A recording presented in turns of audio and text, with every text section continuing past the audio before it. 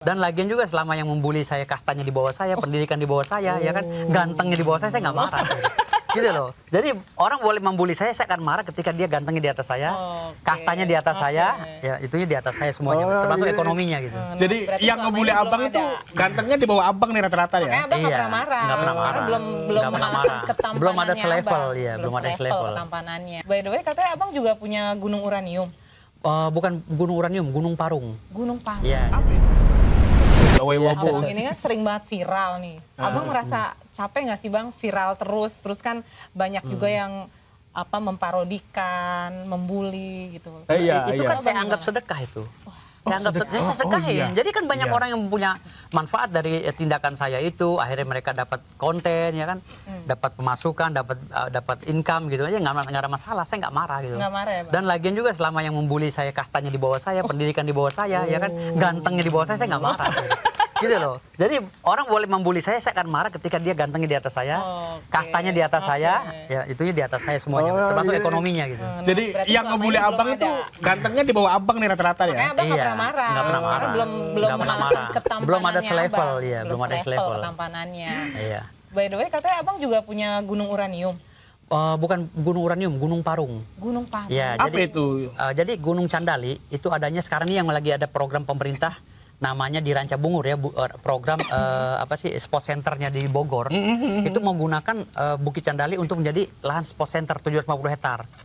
Di situ ada 1.300 hektar punya klien saya, Prabu Ngabe Awan, yang saya bela kliennya udah menang. Itu haknya itu ada 1.300 hektar di situ. Maka ketika pemerintah mau menggunakan Gunung Parung untuk sport center, izin dulu pada kami yang pemilik gunung. Kan saya udah bikin VT kemarin, Pak Prabowo kalau mau bikin sport center di situ, ingat di sini punya klien saya loh, dan ada hak saya separuh di situ. Jasa hukum, jasa hukum. Kalau masalah gunung uranium itu saya dengar cerita dari salah satu profesor yang ada di ITB bahwa di Indonesia itu paling banyak uraniumnya itu di Bima, gitu. Karena di situ ada emas gitu, katanya begitu, Bima dan Dompu. Bima dan Dompu. Gitu. Jadi emang punya ini ya, punya tanah leluhur gitu ya. kan. Para sultan. Terus juga yang video kemarin juga kan Mas Firdaus bilang saya juga musisi, saya wartawan, saya advokat, ada banyak. Profesi abang banyak. Iya. Terus tapi abang tuh mau dikenal sebagai apa sih, Bang? Jadi gini, ayah saya dulu tuh waktu kecil kami tuh dididik sekolah formal dan non formal.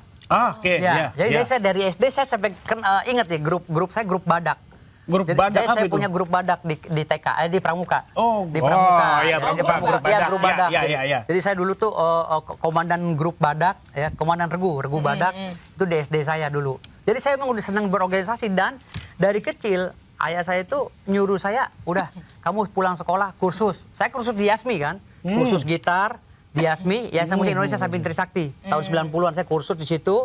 Saya sekolah acting juga di CNN di Jalan Musi, punya Sarjono Surtandat ya, almarhum. Saya bareng dengan Regina Pingkan tuh.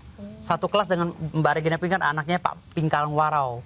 Terus sekolah actingnya di situ saya selama setahun, hampir 2 tahun. Bakatnya banyak kan? Ya, tahun 90. Iya, bisa. Tahun 90 saya udah main film.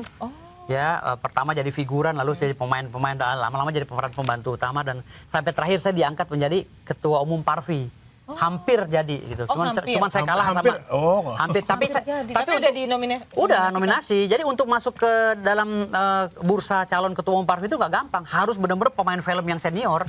Yang benar-benar pemain film, bukan asal-asalan. Harus punya sertifikasi BP7 yang udah pernah dididik tahun 90. Kan saya anggota Parvi tahun 99 dulu.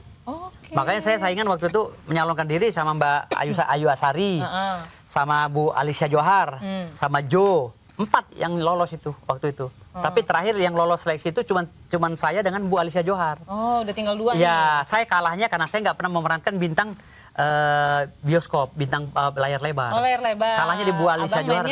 Saya mainnya di Genta Buana. Genta Buana, punyanya Pak Budi. Film Angling Dharma, Kolosa, film fighter gitu. Saya mainnya di situ. Jagoan nih Mas. Iya, gitu. Jadi jagoan ya bareng dari bisa silat, bisa bela diri. Ya, saya bela diri taekwondo, boxing, sama silat.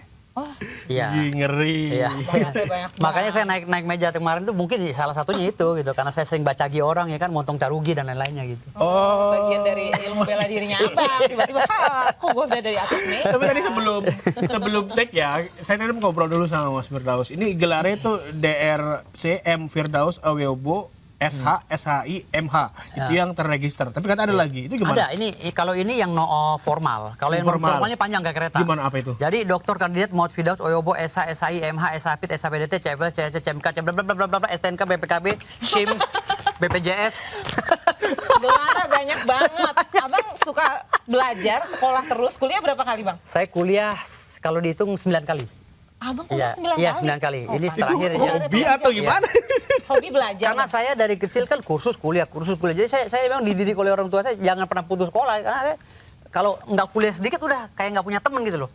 Nggak punya teman untuk pengennya ngobrol ada- secara akademis Iya, gitu kan. iya, iya. Udah kuliah lagi maunya deh. diskusi, suka Iya, diskusi. jadi kalau saya gabut ya kuliah gitu loh.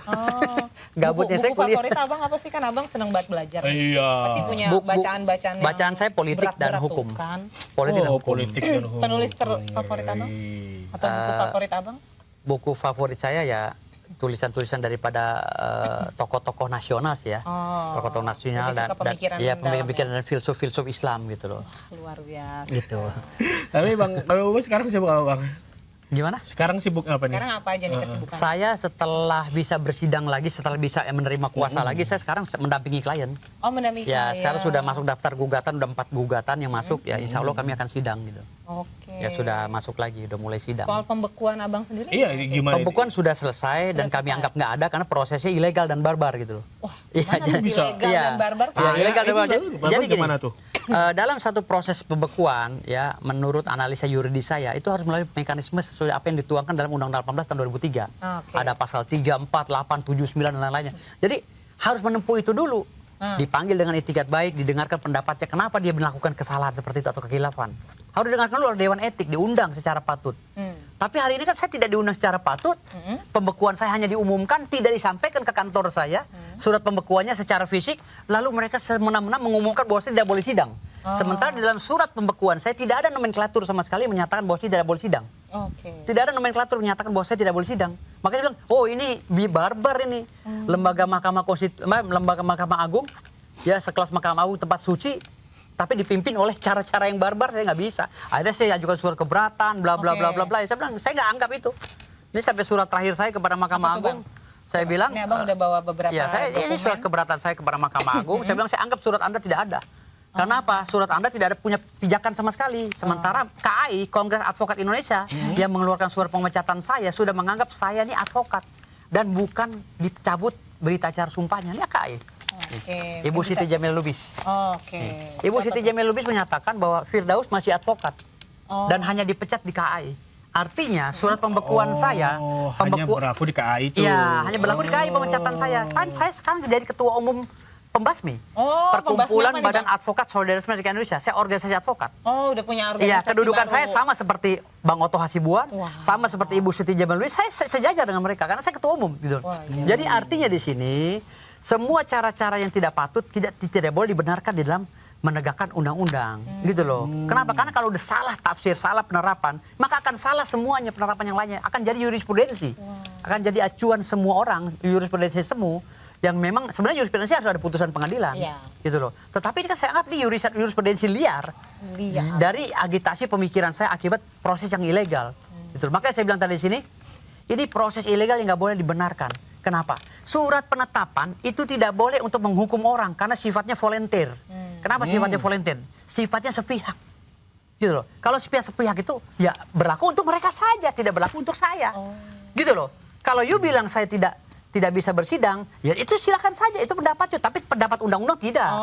Gitu itu loh. pendapat Karena personal. penetapan itu tidak boleh. Yang bisa menghukum seseorang adalah surat keputusan dari proses pengadilan yang telah diuji di dalam pengadilan. Gitu loh. Tetapi kalau surat yang tidak berdasarkan surat pengujian yang di dalam dunia peradilan itu disahkan melalui undang-undang dan penetapan putusan itu nggak bisa dibenarkan. Gitu loh. Penetapan itu hanya untuk melegalkan sebuah dokumen administrasi hukum seperti warkah ditetapkan, akte lahir ditetapkan.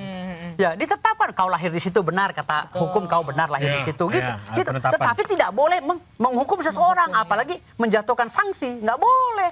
Apalagi sanksinya itu tidak melalui mekanisme yang benar administrasi hukum. Ini bobrok hukum di Indonesia. Oke. Gitu loh. Makanya saya bilang, saya nggak anggap kamu. Walaupun kamu itu melarang saya sidang ya secara lisan, saya akan tetap sidang. Enak aja kamu, memang kamu siapa? Kamu itu pejabat yang sebentar lagi dipecat oleh negara dan akan diganti oleh pejabat hukum yang masih waras. Gak sempet baca? Dengerin aja, klik icon text to speech di okezone.com.